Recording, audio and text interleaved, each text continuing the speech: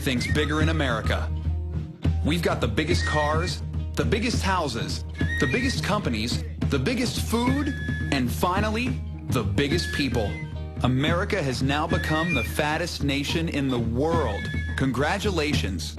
Nearly 100 million Americans are today either overweight or obese. That's more than 60% of all U.S. adults.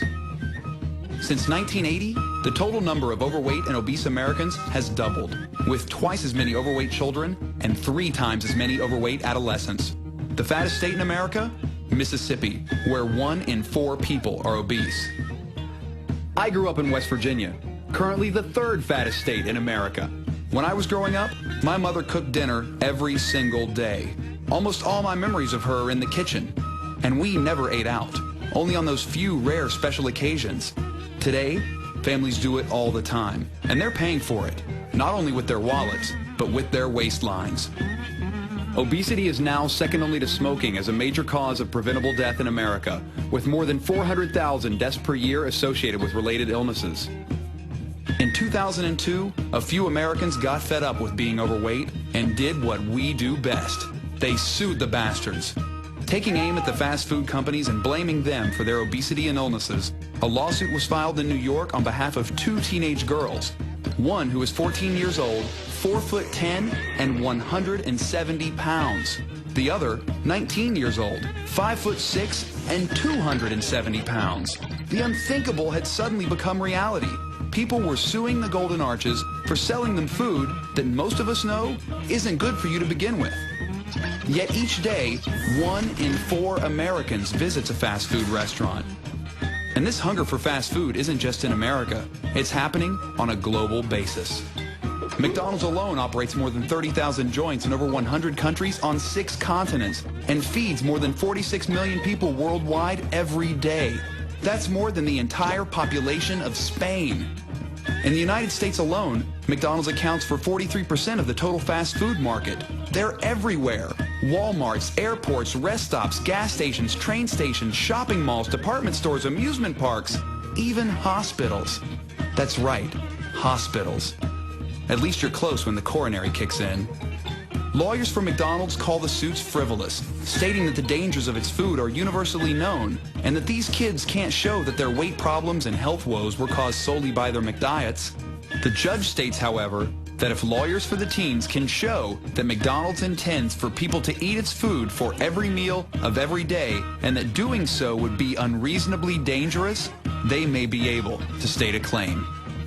Are the food companies solely to blame for this epidemic? Where does personal responsibility stop and corporate responsibility begin? Is fast food really that bad for you? I mean, what would happen if I ate nothing but McDonald's for 30 days straight? Would I suddenly be on the fast track to becoming an obese American? Would it be unreasonably dangerous?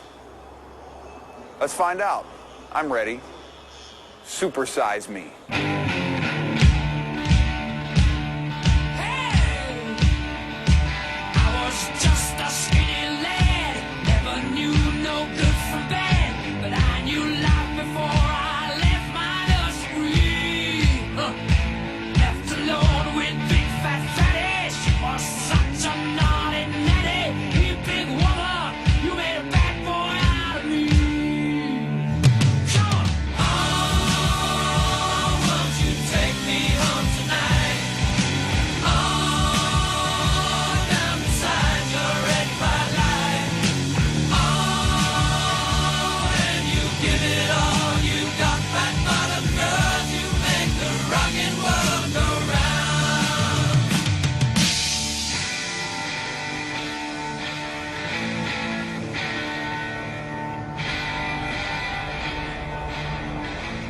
I knew if I was going to do this, I would need some serious medical supervision. So I enlisted the help of not 1, but 3 doctors. A cardiologist, a gastroenterologist, and a general practitioner. You're feeling quite well today, yes? Quite well. In general, any fatigue or weight loss, weight gain, any change in your vision? No fever, no earache, no cough, no shortness of breath, no chest pain, no Nausea, vomiting, heartburn? and no hospitalizations for illness. No. Do you take any medications of any sort? I don't. I've just been taking vitamins. Okay. Any food allergies or anything? No. There's no heart disease or diabetes or blood pressure or cancer in the immediate family. My grandfather's had a couple open heart surgeries. 1 out of 4 grandparents is dead. Yeah. Good genes. That's the important thing. Any alcohol use? Now, none. You don't smoke. I used to, but I don't. Any drug use at all? Not for a long time. Are you sexually active at present? Yes. A girlfriend? Yes. Is there anything we didn't cover? Is there anything else you need to tell me? I don't think so.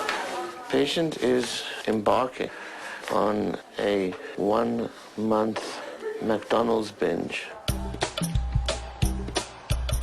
Very good.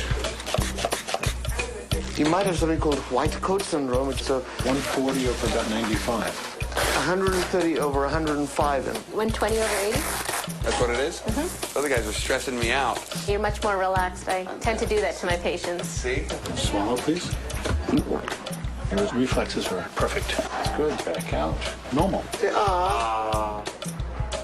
So everything looks pretty normal here. Good. We'll skip checking for hernias. We're going to do a rectal exam. I like to be more thorough than that. And I like doctors to be thorough. You're going to go downstairs and get your bloods drawn. So the reason we have you fasting is the true cholesterol and glucose numbers fasting. So if you had like a bacon, egg, and cheese, your cholesterol would be way high. Or if you had like orange juice, your glucose would be really high. 3 down. Your blood tests are excellent. Okay, you're starting off with a cholesterol, total cholesterol of 168, which is less than 200, and it's really superb. Your blood level's fine. Your iron level is good as well. You have no evidence of diabetes. Your fasting blood sugar is very low. The other thing that we looked at were all your electrolytes in terms of the salts in your blood, your kidney function, your liver function. They were all perfect.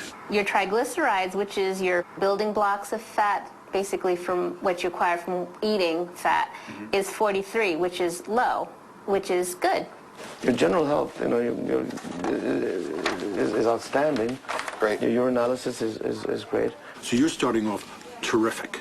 I think the worst case scenario is that you increase your triglycerides and your cholesterol level, and if you have any heart disease in the family or any underlying heart disease, you're putting your heart at risk. I expect to see an increase in your triglycerides because that can be affected. You're at 87 now, and I think that will change. And I think that's the only thing that will change.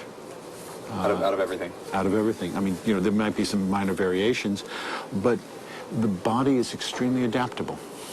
And the kidneys will handle any extra salt that you're taking in, and your liver will be able to metabolize additional fats. As far as you gaining weight, you probably will. As far as your cholesterol going up, it probably will. As far as you feeling miserable, maybe. I don't know. Unless you start cheating and just order the salads. I also went to a fancy New York wellness center to meet a registered dietitian who would help track my progress. Okay, let's start with getting your height and weight. I'm 6'2". I weigh about 185. For your height, this is a healthy weight. I can tell you that right now. Your BMI, which is the body mass index, is within normal limits, which means you're not obese. You're actually at the correct weight. Okay, so what I should do is I should keep a sort of a checklist of the things that I eat for breakfast, lunch, and dinner. Keep a food log.